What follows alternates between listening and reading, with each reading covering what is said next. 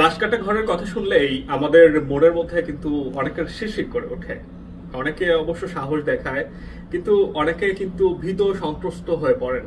তবে ভীত সন্ত্রস্ত হলেও কিন্তু অনেকে মনে মনে এই ভীত হতে পছন্দ করেন বা লাশ কাটা ঘরের গল্প শুনতে চান।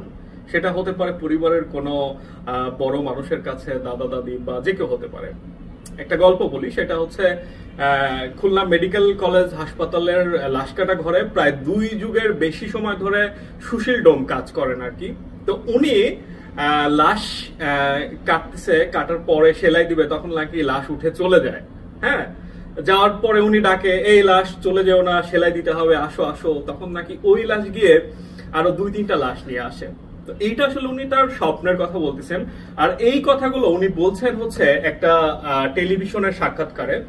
তো আসলে এইসব বিষয় বলার জন্য আমি আপনাদের সাথে যুক্ত হইনি। মূল যে বিষয়টা, ওনার যে আদর্শিক নীতিগত দিকটা, আসলে লাশ যারা কাটেন, ডোম যাদের বলেন, তাদের সম্বন্ধে কিন্তু একটা প্রচলিত ধারণা আমাদের সময়ে আছে যে আসলে না খাইলে, সেটা মদ গাঁজা ভাঙ যেটাই বলেন, যে তারা লাশ কাটতে পারে না। কারণ অনেক সময় দেখা যাচ্ছে যে খণ্ড বিখণ্ডিত লাশ আসে, অনেক সময় পচা গলা লাশ আসে, তাদের সেই একটা দুর্গন্ধ থাকে। এইসব কারণে বা মানুষ হয়ে মানুষের ছুরি চালিয়ে কেটে আবার সেলাই দেওয়া, এইসব নানা কারণে কিন্তু আসলে এটা একটা প্রতিষ্ঠিত ব্যাপারই হয়ে দাঁড়িয়েছে। তো এই সুশীল ডোমের যে বিষয়টা, উনি এবং ওনার পরিবারের যারা এই কাজের সাথে সম্পৃক্ত আছেন, তারা কিন্তু কোনো ধরনের কোনো মাদক ছাড়া, কোনো মদ গাঁজা, কোনো ভাং, কোনো আফিম ছাড়া তারা কিন্তু লাশ কাটেন। বিশেষ করে তিনি এটা জোর দিয়ে বলেই কিন্তু চ্যালেঞ্জও করেছেন যে এটা কেউ প্রমাণ করতে পারবে না। আমি কিন্তু ওই টেলিভিশন যে সাক্ষাৎকার দিয়েছি সেই কথাই বলতেছি। তো এই বিষয়টা আমার কিন্তু খুবই ভালো লেগেছে। আসলে এইটা একটা অনুকরণীয় ঘটনা হতে পারে। আর একটা বিষয় যেটা বলি, যে উনি ওনার কাজটাকে হচ্ছে কিন্তু খুব গুরুত্ব দিয়ে করেন। যেমন হচ্ছে উনি এইভাবে দেখে যে কোনো সময় যে কারো মৃত্যু হতে পারে, এটা কিন্তু চিরন্তন সত্য। তার মধ্যে ওনার পরিবারের কেউ থাকতে পারে, সেটা হতে পারে ওনার সন্তান বা পিতামাতা, যে কেউ, বা ভাই বোন, আত্মীয় স্বজন।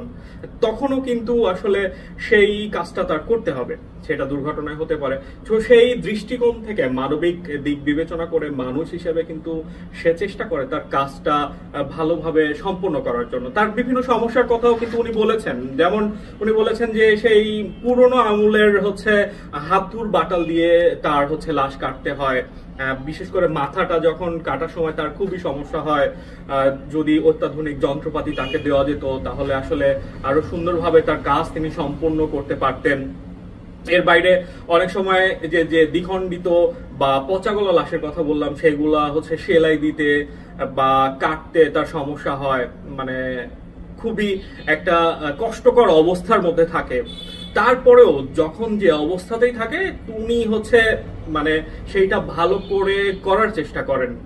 তার সেই দৃষ্টিকোণটা বা তার এই মানবিক দিকটা আসলে আমার কাছে সত্যি আকর্ষণীয় মনে হয়েছে।